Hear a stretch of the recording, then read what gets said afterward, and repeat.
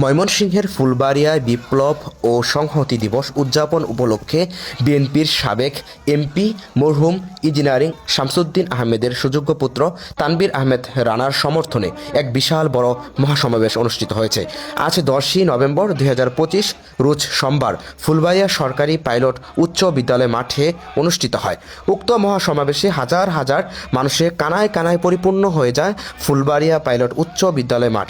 উক্ত জনসভায় প্রধান অতিথি হিসাবে উপস্থিত থাকেন সাবেক এমপি ইঞ্জিনিয়ারিং শামসুদ্দিন আহমেদের সহধর্মিণী আক্তারা সুলতানা। ফুলবাড়িয়া উপজেলার 13টি ইউনিয়নের সর্বস্তরের মানুষ অংশ নেয়। দুপুরের পর থেকেই তানবীর আহমেদ রানার সমর্থকরা ফুলবাড়িয়া সরকারি পাইলট উচ্চ বিদ্যালয় মাঠে জড়ো হতে থাকে।